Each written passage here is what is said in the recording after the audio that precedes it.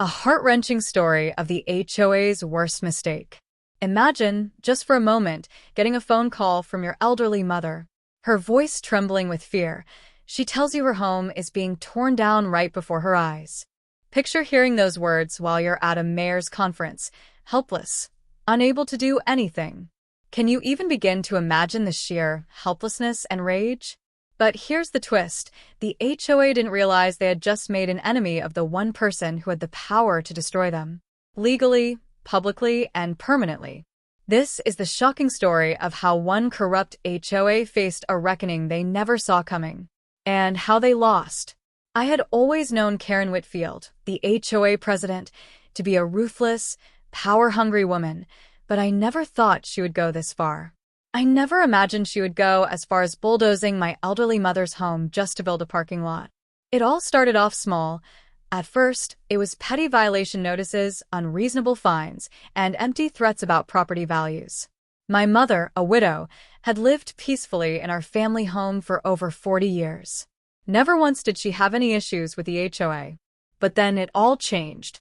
Her rose bushes were too tall, her bird feeder was unsightly, and my father's beloved wind chimes were deemed unauthorized decorations. I could see the pattern forming. Karen wasn't just harassing my mother, she was targeting her. It wasn't until I saw Karen meeting with the owners of Golden Parking Solutions, a development company owned by her husband, that the truth became clear. They wanted my mother's land. At the next HOA meeting, Karen proudly unveiled her so-called community enhancement project, which she claimed would increase property values. The plan?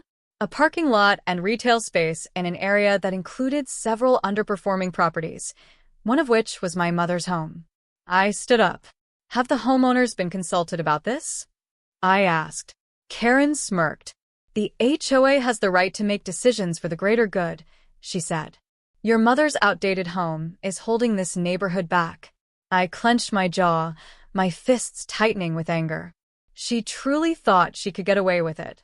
But what she didn't know was that I wasn't going to let her get away with this. Days later, while I was at the mayor's conference, I got the call that changed everything. Sweetie, there are big yellow machines outside. They're tearing at my garden. My roses. My mother's voice cracked as she continued. Karen's here, and she says I have 10 minutes to leave. My heart sank.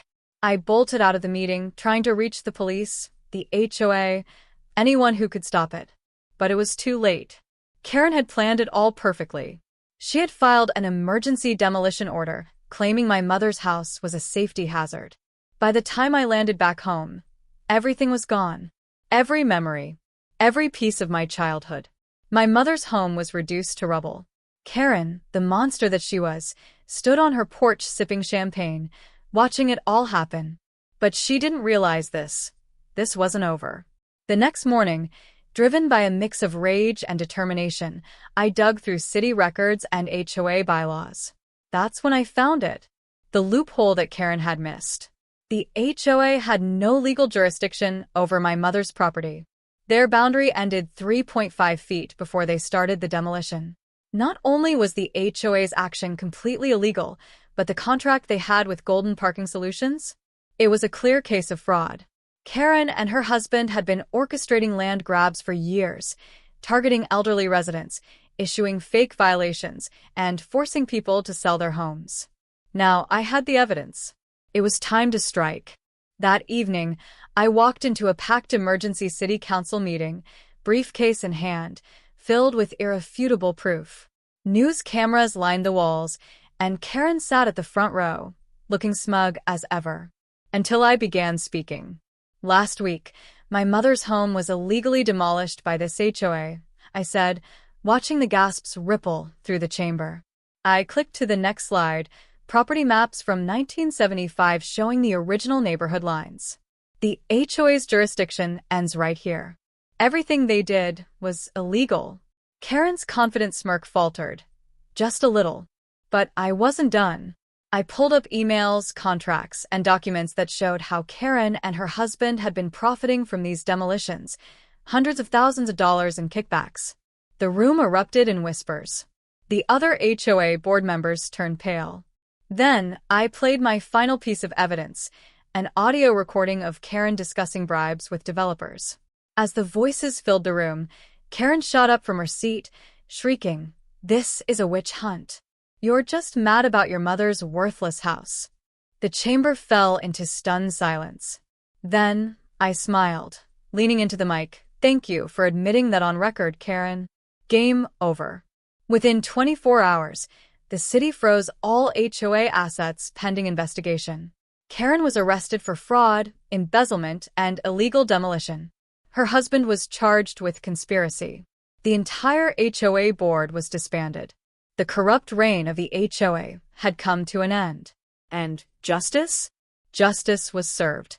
The victims of Karen's scheme were granted financial restitution, and as for my mother, well, we didn't just rebuild her home, we made it bigger, better, and stronger than ever before. The very spot where Karen had planned to tear everything down for her parking lot?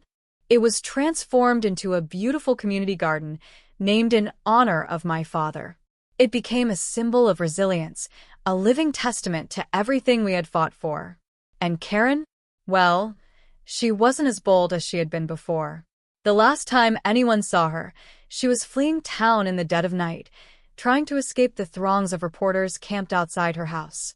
She thought she could get away with destroying my mother's home. She thought she could hide from the consequences of her actions. But she was dead wrong. Thank you so much for watching this heartfelt story. If this tale touched you in any way, don't forget to like, share, and subscribe for more stories that not only inspire but also expose the injustices we face. I'll see you in the next one.